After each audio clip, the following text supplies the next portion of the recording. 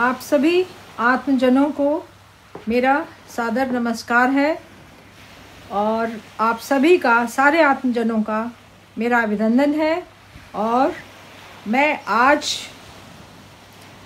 एक नए क्षेत्र में प्रवेश कर रही हूँ, आप सबको साथ में लेके। मैं आज पराभौतिक विज्ञान के क्षेत्र में, मेटाफिजिकल साइंस के फील्ड में आप सबके साथ चल के प्रवेश करने जा रहे हैं। और ये जो साइंस है, इसके अंदर संसार के सारे साइंस निहित हैं, सारे साइंस इसके अंदर हैं। और जिसने पराभौतिक विज्ञान को जान लिया, वो आज मॉडर्न साइंस के जितने भी एस्पेक्ट्स हैं सबको जान लेगा और आप ये खुद अनुभव करेंगे। इसके लिए आपको फिजिक्स, केमिस्ट्री और मैथमेटिक्स और टेक्नोलॉजिकल साइंस ये सब कुछ भी जानने की ज़रूरत नहीं है। आपको सबका जो तत्व है, जो आधार है, जो सबका कोर है, वो आपको एकदम बिल्कुल साक्षात दिखने लगेगा, एकदम क्लियर एक्सपीरियंस होने लगेगा, एकदम आपको आर पार दृश्यमान होगा। कुछ भी आपके लिए अज्ञान नाम की चीज़ आपके लिए नहीं रहेगी। तो इसके पहले हम उस ईश्वर तत्व को, ईश्वर की शक्ति को, जिसको हम गुरु या मुर्शिद या मास्टर के नाम से जानते हैं, जो हमें दृष्टि देता है, उसको देखने के लिए जो दिखाई नहीं देता है। गुरु वो तत्व है जो हमें ज्ञान देता है, उसको जानने के लिए जिसको जानना नहीं होता है। गुरु हमें वो सुनाता है जिसके बारे में हमें कहीं कुछ सुनाई नहीं देता है। तो ये अपने आप में एक शक्ति है, एक तत्व है।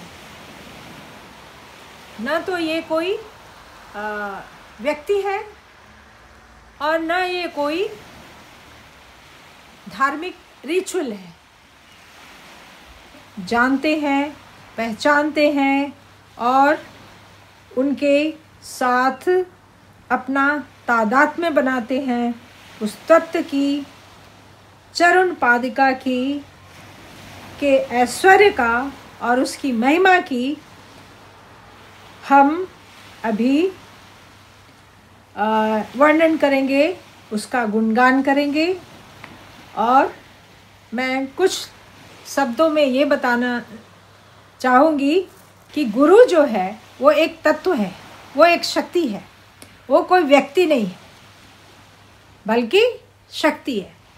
वो शक्ति शब्दों के रूप में, वाणी के रूप में आप तक पहुँचती है, आपके प्रारब्ध के अनुसार, आपके भाग्य के अनुसार, आपके विधि के विधान के अनुसार। तो वो गुरु तत्व चाहे तो कोई व्यक्ति हो सकता है जिससे आप मिलेंगे और वो आपको अपना शिष्य बना के आपको ज्ञान का प्रदान करने के लिए वो खुद निश्चय करेगा, या आपको किसी एक ऐसी रचना या पुस्तक या किताब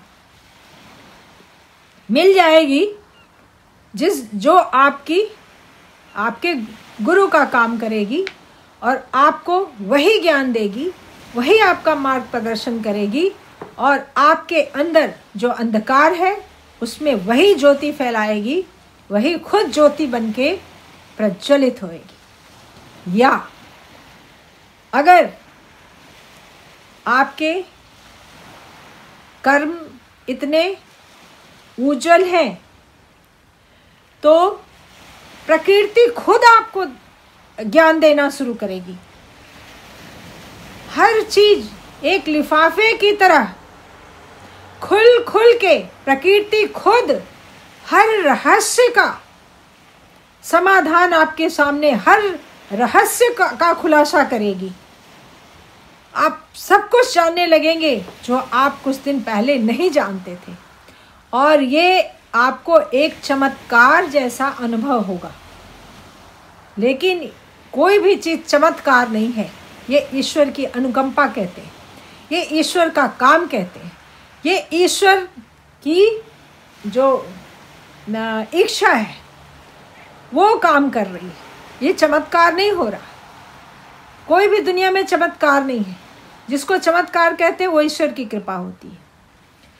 और अगर आपके संस्कार, आपके कर्म इतने ज्योतिर्मय हैं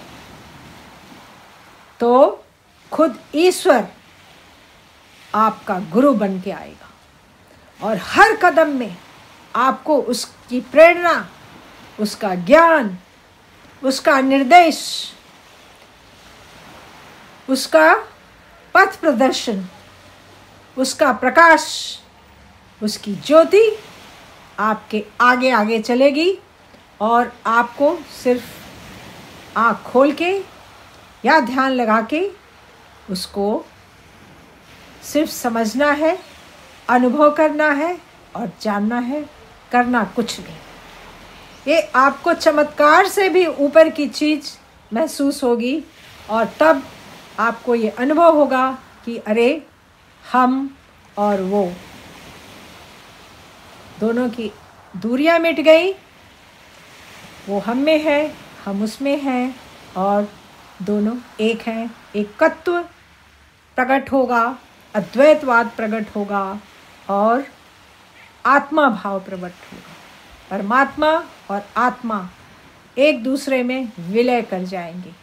तो चलिए हम गुरु पादुका स्तोत्रम, जो कि स्वामी शंकराचार्य जी का रचित है, उसकी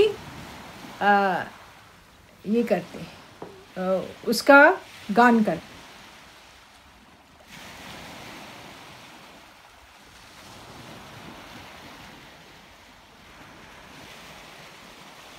अनंत संसार समुद्र तार, नौकायिताभ्याम गुरु भक्ति दाभ्याम। अनंत संसार समुद्र तार, नौकायिताभ्याम गुरु भक्ति दाभ्याम। वैराग्य सम्राजद पूजनाभ्याम। नमो नमः श्री गुरुपादुकाभ्याम। नमो नमः श्री गुरुपादुकाभ्याम। कवित्ववाराशिनिशाकराभ्याम। दौर्भाग्यदावाम्बुदमालिकाभ्याम। दूरीकृता नम्र विपतिताभ्याम। नमो नमः श्री गुरुपादुकाभ्याम। नमो नमः श्री गुरुपादुकाभ्याम। नताययो श्री पतितां समीयु। कदाचिद् प्यासु दरिद्रवर्या। मूकाश्च वाचस्पतितां हिताभ्यां। नमो नमः श्री गुरुपादुकाभ्यां। नमो नमः श्री गुरुपादुकाभ्यां। नालीकनिकाश पदारिताभ्यां। नानाविमोहादिनिवारिकाभ्यां। नमः जनाभीष्टततिप्रदाभ्यां। नमो नमः श्री गुरुपादुकाभ्यां नमो नमः श्री गुरुपादुकाभ्यां नृपालिमाली व्रजरत्नकान्ति शरीद्विराज झसकन्यकाभ्यां नृपत्वदाभ्यां नतलोकपङ्कतेः नमो नमः श्री गुरुपादुकाभ्यां नमो नमः श्री गुरुपादुकाभ्यां पापान्धकारार्क परम्पराभ्यां तापत्रयाहीन्द्र खगेश्वराभ्यां जाड्याब्धिसंसो शणवाड्वाभ्यां नमो नमः श्री गुरुपादुकाभ्यां नमो नमः श्री गुरुपादुकाभ्यां समाधिषटक प्रदवैभवाभ्यां समाधिदान व्रतदीक्षिताभ्यां रमादवाङ्गी गृहस्थिरभक्तिदाभ्यां नमो नमः श्री गुरुपादुकाभ्यां नमो नमः श्री गुरुपादुकाभ्यां स्वार्चापराणामखिलेष्टदाभ्यां स्वाहा सहायाक्षधुरन्धराभ्यां स्वान्ताक्षभाव प्रदपूजनाभ्यां नमो नमः श्री गुरुपादुकाभ्यां नमो नमः श्री गुरुपादुकाभ्यां कामादिसर्प व्रजगारुडाभ्यां विवेक वैरागिनिधि प्रदाभ्यां बोध प्रदाभ्यां द्रुतमोक्षदाभ्यां नमो नमः श्री गुरुपादुकाभ्यां नमो नमः श्री गुरुपादुकाभ्यां नमो नमः श्री गुरुपादुकाभ्यां।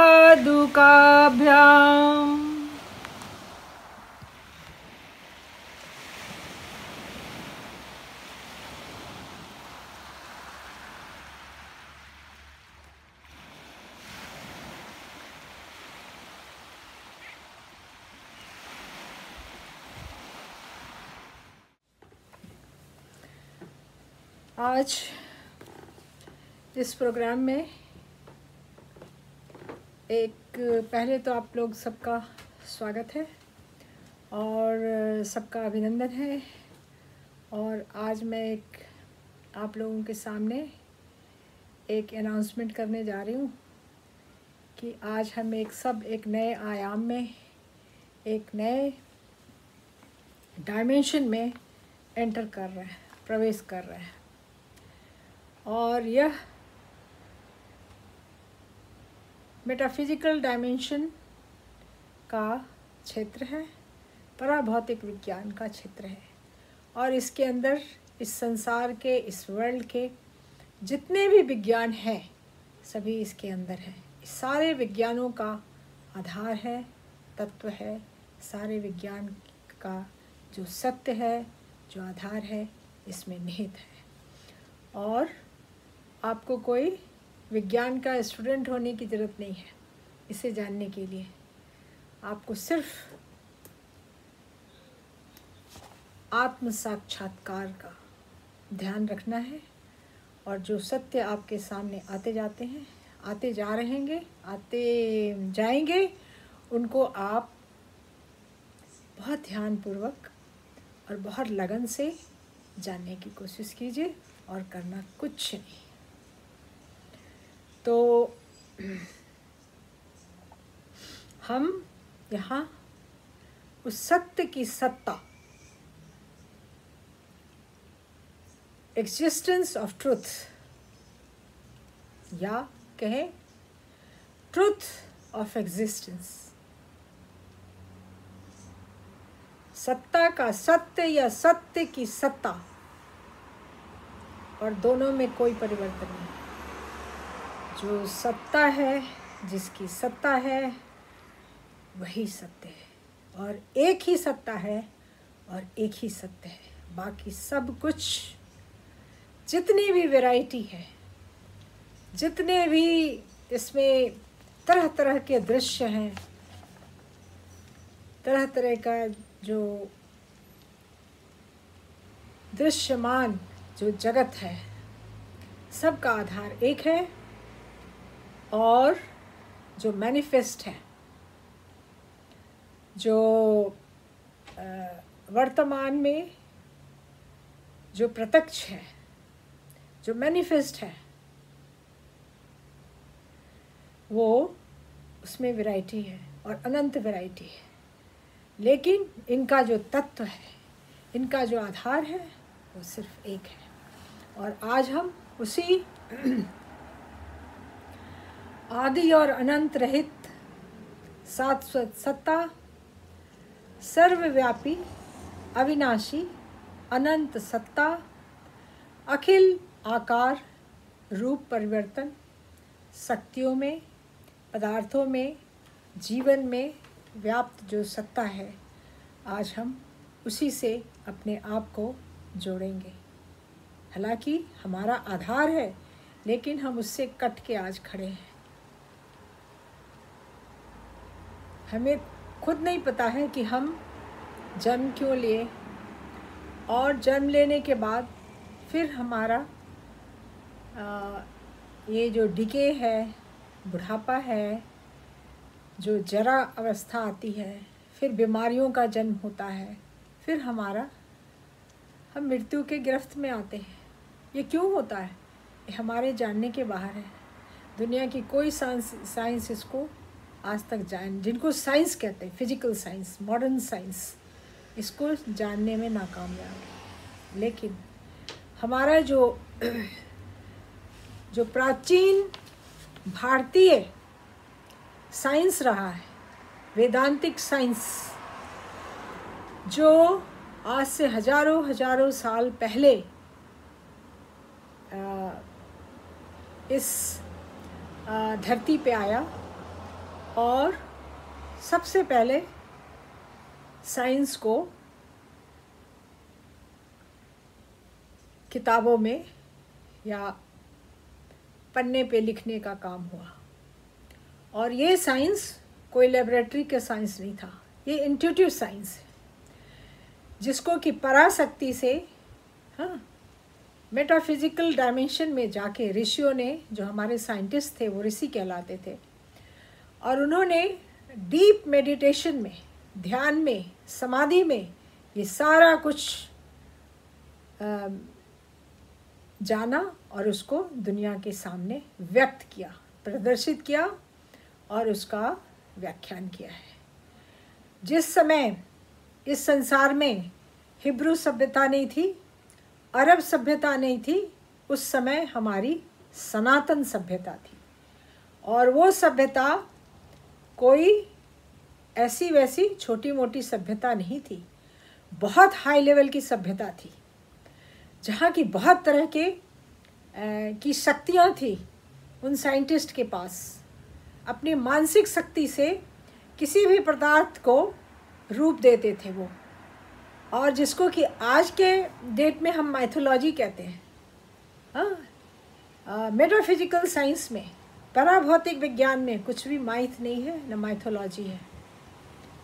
और आज जिसको हम मिस्टिसिज्म कहते हैं, उन दिनों की वो रियलिटी थी। आज जो हम जिसको रहस्यवाद कहते हैं, इसलिए कि उसके बारे में जो जानकारी है वो हम खो चुके हैं, तो आज हम इसको कहते हैं रहस्यवाद, मिस्टिसिज्म।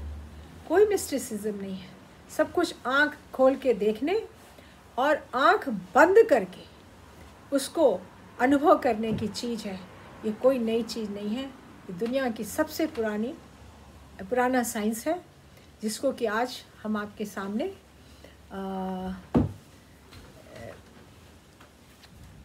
व्याख्यान करने जा रहे हैं, बताने जा रहे हैं, समझाने जा रहे हैं, एक्सप्लेन करने जा रहे हैं, डिस्क्लोज़ करने जा रहे हैं।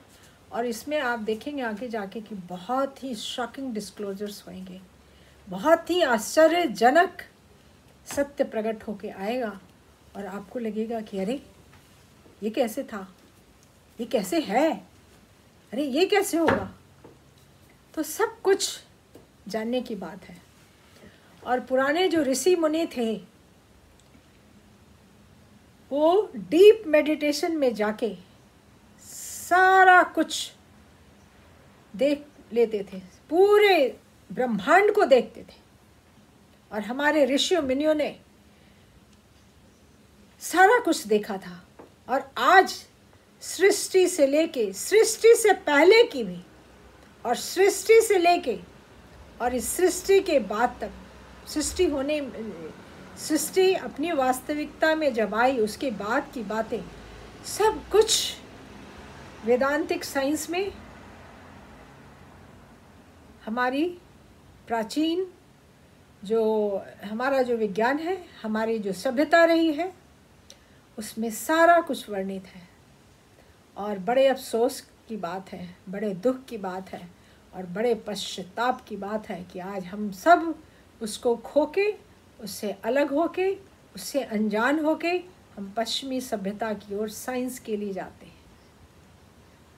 और आपको बता दूं, और आप शायद जानते भी होंगे, सब कुछ मुझे बताने वाली बात नहीं है, आप लोग सब बहुत पढ़े लिखे हैं। आज हिंदुस्तान एक पढ़ा लिखा हिंदुस्तान है।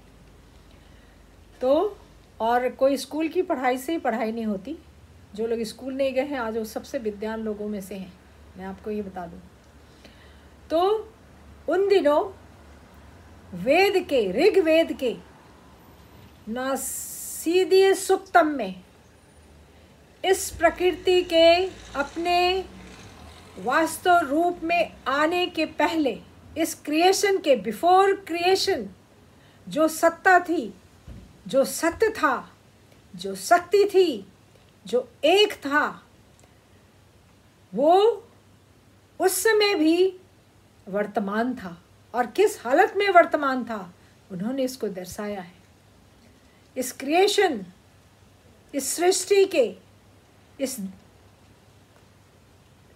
दृश्य में आने के पहले ये पूरा ब्रह्मांड, और जब मैं ब्रह्मांड वर्ड यूज करूंगी तो एक ब्रह्मांड नहीं है, हम तो एक ब्रह्मांड को भी नहीं जानते।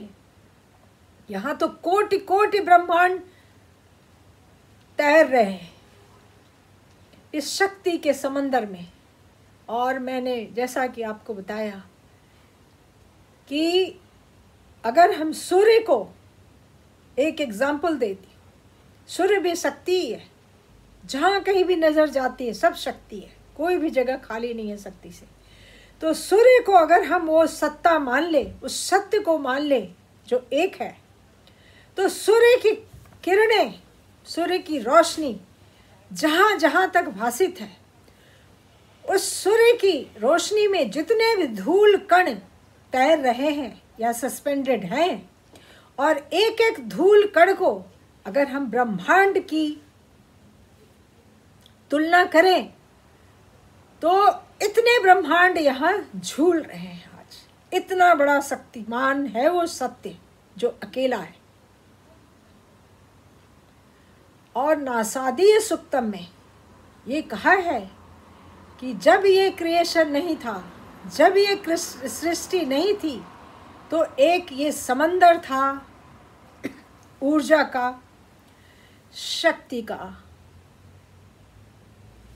और न उसका अंत था, न आदि था, न अंत था, और वो सर्वव्यापक था, और न उसका जन्म था, न उसकी मृत्यु थी, न उसका कोई आकार था, न उसका कोई गुण था।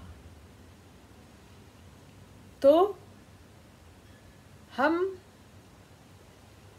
हम ऊर्जा से, पूरा ब्रह्मांड ऊर्जा से निकला है। अनमैनिफेस्ट टू मैनिफेस्ट, और फिर ये manifest to unmanifest, there is a continuous flow of energy. ये सारा खेल एनर्जी का है।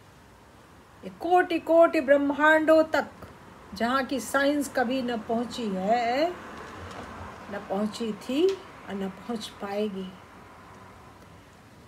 वहाँ तक ऊर्जा का ही साम्राज्य है और सब कुछ इसी ऊर्जा के अंदर हो रहा है। और जो भी हो रहा है, उस जब कोई सृष्टि नहीं थी उन दिनों उस ऊर्जा के अंदर चेतना के बीज थे। वही चेतना के बीज, द सीड्स ऑफ कॉन्शसनेस, अंकुरित होके, स्प्राउट होके, स्प्रिंग होके सारी सृष्टि बन जाती है। इसमें सारे सब कुछ है। और मैं आपको ये बताऊं कि हम इतना तो जानते हैं, आज की साइंस इतना जानती है कि हम सोलर सिस्टम में रह रहे हैं। ये पृथ्वी सोलर सिस्टम सौरमंडल का एक हिस्सा है। 9 प्लैनेट्स में से पृथ्वी एक प्लैनेट है। और हमारा पुराना सनातन साइंस कहता है कि पूरी सृष्टि अपने वास्तविक एग्जिस्टेंस में, अपने वास्तविक अस्तित्व में आई एक ओंकार के साथ। द बिग बैंग, आज का मॉडर्न साइंस कहता है big bang, the big bang. हमने हजारों साल पहले एक ओंकार बोला था, क्योंकि उस ओंकार को ईश्वर की इच्छा शक्ति समझ के हमने उसको पहचाना। और जिस इस इच्छा शक्ति ओंकार ने पूरे विश्व का, पूरे ब्रह्मांड का, कोटि कोटि ब्रह्मांडों का निर्माण किया है। तो इस सौरमंडल में 9 प्लैनेट हैं। और ये कहाँ से निकले हैं? ये सूर्य जो है अपने आप में ऊर्जा का बहुत बड़ा एक बॉल है, एक गेंद है, एक गोलाकार शक्ति का समूह है, जिसको नापने की शक्ति आज किसी मानव सभ्यता में नहीं है। ये क्षमता किसी को भगवान ने नहीं दिया है, ईश्वर ने, अल्लाह ने, एक ओंकार ने। तो इस अग्नि के बॉल से जो छींटे बने, छोटे छोटे बॉल्स, वो सौरमंडल उससे बन गया। वो उसके सूर्य के चारों तरफ वो परिक्रमा करने लगे। और जो 9 ग्रह हैं, पृथ्वी के चारों तरफ भी चंद्रमा की परिक्रमा हो रही है। सब कुछ मोशन में है। तो हम ये अब सोचें, विचार करें कि उस अग्नि में से इस पृथ्वी का कैसे प्रादुर्भाव हुआ, कैसे बना। आग के गोले में से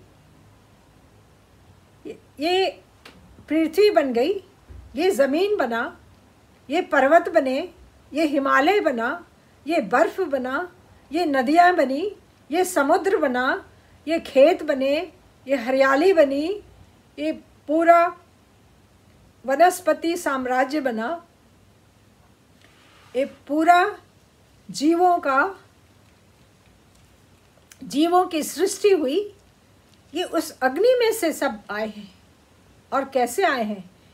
तो कोई एक प्रजनन शक्ति है, एक कॉन्शस शक्ति, कॉन्शस पावर है, एक सजग शक्ति है, एक चेतना शक्ति है जो निर्माण कर रही है। और अपने कल्पना के अनुसार निर्माण कर रही है।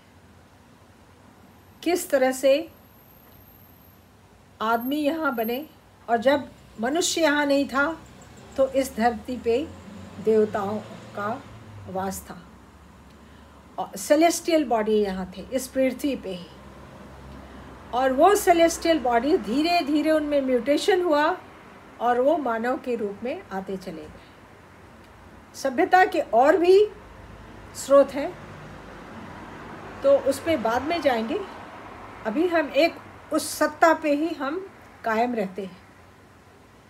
तो जितनी भी सृष्टि हुई है, इतना कौन सोच विचार के कर सकता है कि अगर भूख बनाया है तो अन्न बनाया है, अगर दृष्टि बनाई है तो दृश्य बनाया है, अगर शरीर बनाया है तो इसको गर्मी से और शीत से बचाने के लिए, तन को ढकने के लिए वूल बनाया, ऊन बनाए, कॉटन बनाया, सूत बनाया, कपड़े को सृजन करने की बुद्धि बनाई, अन्न को उपजाने के लिए सीड्स पैदा किए, अन्न को उपजाने के लिए बुद्धि पैदा की। क्या कुछ नहीं किया, सब कुछ, every provision has been provided. ये ऐसी सत्ता है और ये सत्ता एक समता है, एक यूनिकनेस है, एक वननेस है। इसमें कोई भी, ये अभेद है, इसमें कोई भी भेद नहीं है। ये दुर्भाग्य है कि जब जैसे जैसे नई नई सभ्यताएं आती गई, वैसे वैसे नई संस्कृतियां आती गई, वैसी वैसी भाषाएं बनती गई और समय के अनुसार उस सत्ता को लोगों ने अपनी अपनी भाषा में अलग अलग नाम देके ये पुकारा, बुलाया, उसका वर्णन किया, उसको याद किया, उसकी उपासना की। हाँ, आज वही अलग अलग नाम हम यूज़ कर रहे हैं एक दूसरे को अलग देखने के लिए, एक दूसरे में अलगाव पैदा करने के लिए, एक दूसरे को हेट करने के लिए, एक दूसरे को मारने, काटने, लूटने, नोचने, खसोटने, बर्बाद करने के लिए। हम अलग हैं, अपनी एक अलग अलग आइडेंटिटी बन रही है। किसकी आइडेंटिटी बन सकती है? कौन आइडेंटिटी बना सकता है? और किसने आइडेंटिटी बना लिया था, बना लिया है या बना लेगा? किसी की भी नहीं। तो ये समझने की चीज़ है कि सारा जो विश्व है एक तत्व से बना हुआ है। इसका बेस, जो बेसिक एलिमेंट है, वो एक तत्व है और वो अनंत है, अनादि है, शाश्वत है, निराकार है, असीम है, जिसका एक्सपेंशन कोई नहीं जानता है, न जानता था, न जानेगा। तो आज हम उसी सत्ता की बात कर रहे हैं।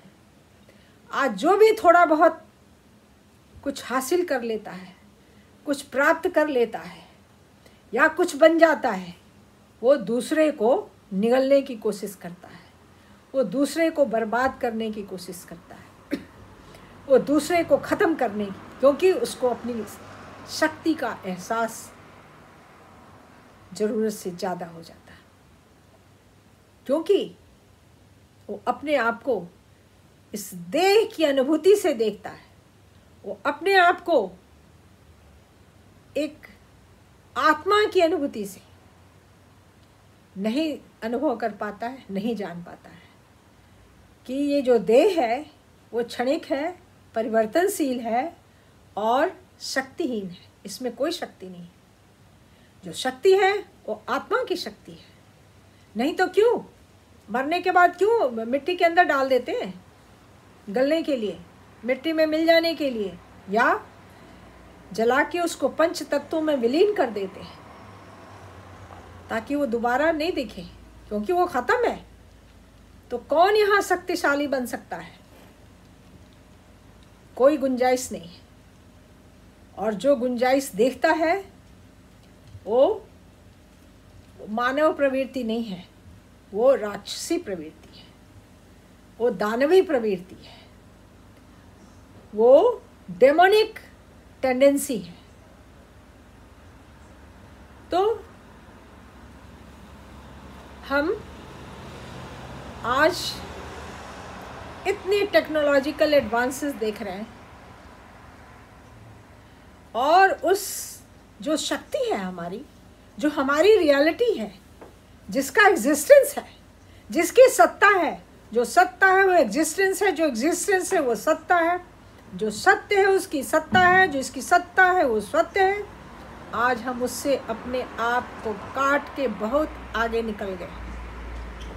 कोई 20 स्टोरीड फ्लैट में, तो कोई स्प्रॉलिंग बंगलों में, फार्म हाउस है, चाहे कहीं से भी आ जाए, quick money, big money and corrupt money. तो सब अपने आप को बड़े बनने की कोशिश कर, और बड़ा तो कोई न हुआ था, न हुआ है, न होगा। ये सभी जानते हुए भी इस सत्य से अनभिज्ञ जानबूझ के रहते। तो हम जो है अपनी आत्म अनुभूति को खो चुके हैं, खो रहे हैं। आने वाले दिनों में पता नहीं कितना कुछ खो चुके होंगे। तो हम जैसी कोई चीज़ नहीं, और जो हम है, जो रियल सेल्फ है,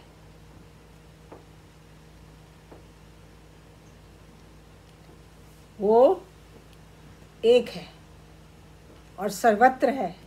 हमारे अंदर है, हमारे बाहर है, जो हमारी शक्ति है, जिससे हम शक्तिमान बन सकते हैं। हमारे अंदर ईश्वर की शक्ति आ सकती है, आती रही थी, आती रही है और आती रहेगी। ये उसी की शक्ति है, आत्मा की शक्ति है, ये शरीर की शक्ति नहीं है। और उसी शक्ति को हमें ग्रहण करना चाहिए, अपनाना चाहिए और उसको हासिल करना चाहिए। तो हम सब कुछ करते हुए, अपने परिवार को पालते हुए, हमें जंगल में जाके सन्यास सिर मुड़ाने की जरूरत नहीं है और न गेरुआ पहनने की जरूरत है। आँख खोल के देख के और उस वास्तविकता के साथ जीने की जो कला है, वो जो एक है, जो अल्टीमेट है, उसका एक हिस्सा, एक पार्ट, उसका एक अस्तित्व अपने आप को समझ के और उसके साथ हमेशा अपना एकत्व बना के और जीने की कला सीखने की ज़रूरत है। तो अपने आप को उस एक के साथ,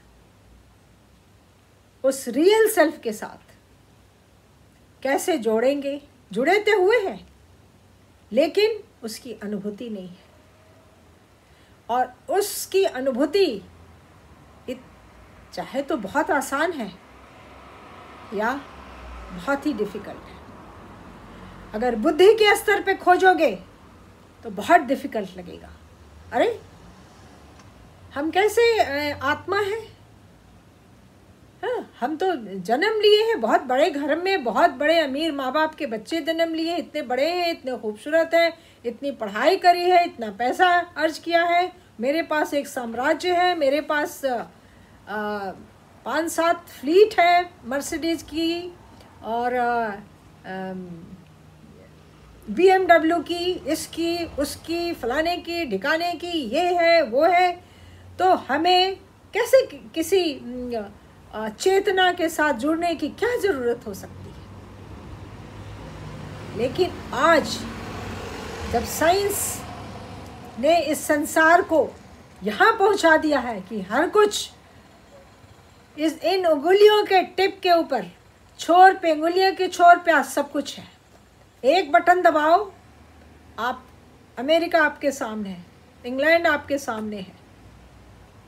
आप एक बटन दबाओ, आपका टिकट बुक हो जाता है, आप फ्लाइट में बैठते हो और अभी इंडिया में हो और शाम की चाय इंग्लैंड में बैठ के पियो। लेकिन जिन दिनों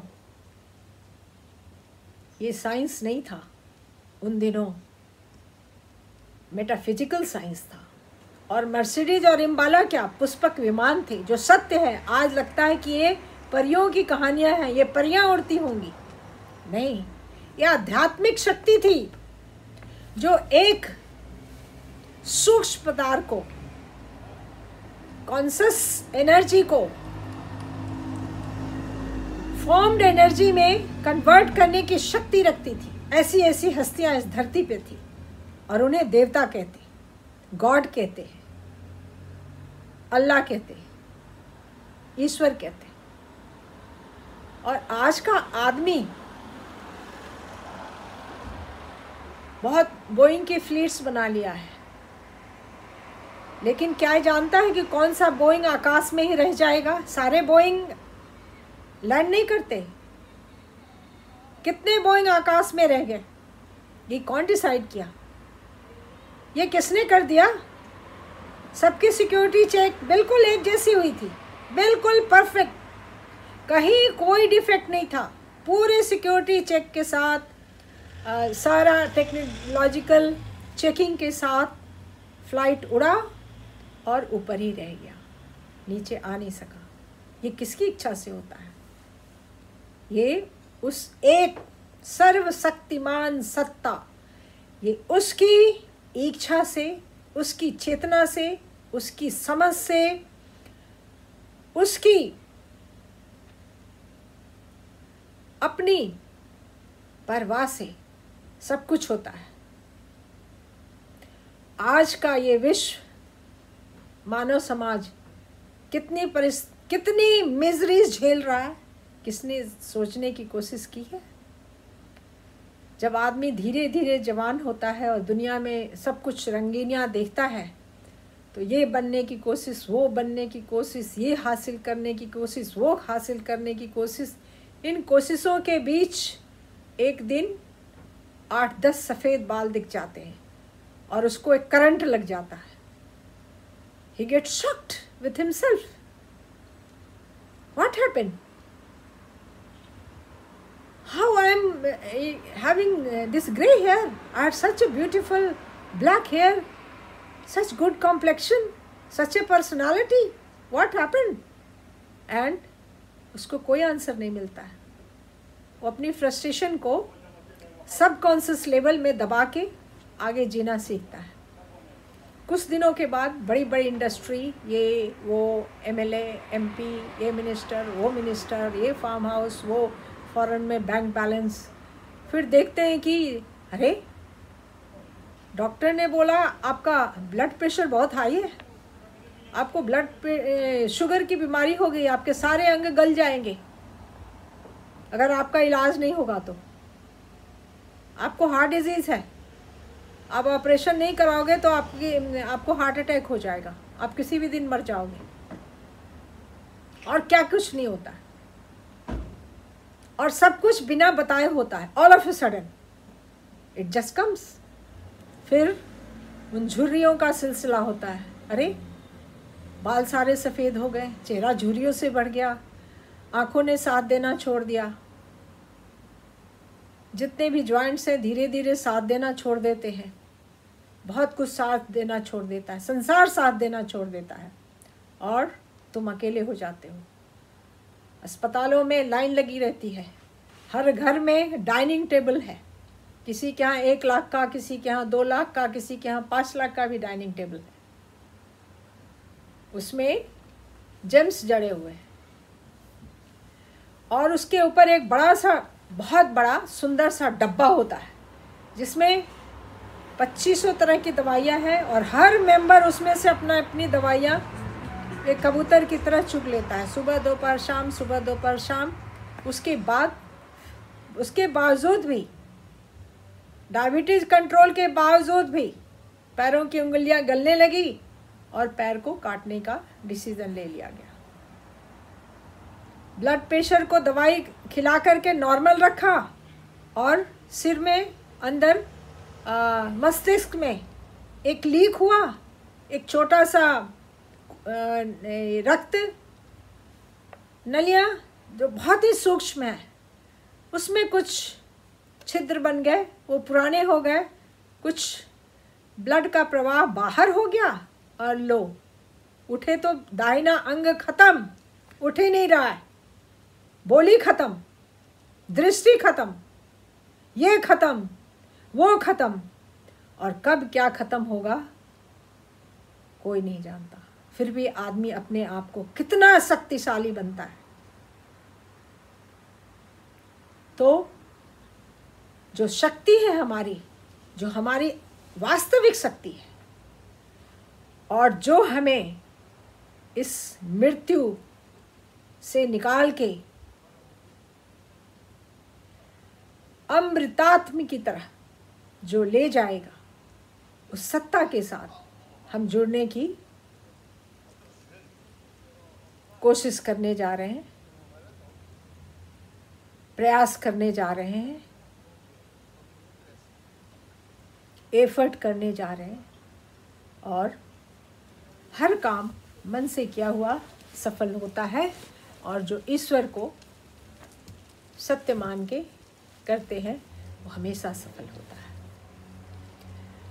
तो हम अनंत की ओर, उस अनंत शक्ति की ओर, उस अनंत सत्ता की ओर, उस finite towards that infinite, from finite to infinite, we are going to turn our existence, our life, where we are not hit by death, but we leave the death behind and make advances forward towards infinity. And we are infinite if we live with soul consciousness. If we live with body consciousness, then we are part of death. Our ultimate reality is death. लेकिन अगर हम आत्म अनुभूति के साथ जीने की कला सीखें, जीने की शिक्षा सीखें,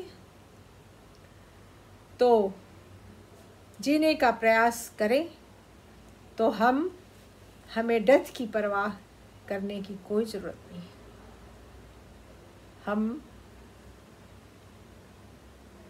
अमर थे, अमर हैं और अमर रहेंगे। हम उस असीम शक्ति, उस इमोर्टल पावर के एक हम एंटिटी हैं, एक इकाई हैं, और हम मर नहीं सकते। हम सिर्फ एक ऊपरी सतह को चेंज कर सकते हैं, बस। ये ऊपरी जो हमारा रूप परिवर्तन है, जो देह है, ये इसमें परिवर्तन होता रहेगा, लेकिन हम मृत्यु को सरपास कर जाएंगे, हम मृत्यु को पार कर जाएंगे। हमारा कॉन्शियसनेस, और मैं बता दूं, जब आदमी ये शरीर छोड़ता है और जब तक उसको दूसरा शरीर मिल नहीं जाता है, अपने संस्कारों के, अपने कर्मों के, अपने प्रारब्ध के रिजल्ट के रूप में किसी नीचे योनि में वो नहीं चला जाता, जैसे कुत्ते में, सूअर में, गधे में, किसी अपाहिज में, किसी लाचार में, और वो परमेश्वर क्या परम पद पा करके बहुत शक्तिशाली हो जाता है। वो उस ईश्वर का, उस अल्लाह का, उस एक ओंकार का वो एक हिस्सा हो जाता है, उस ऑलमाइटी का। ये सत्य है, और इस सत्य में बहुत सारे बड़े बड़े शॉकिंग फैक्ट्स रिवील होंगे in due course of time. और तब तक के लिए हम एक दूसरे को नमस्कार करते हैं और अगले वीडियो में हम फिर से मिलते हैं।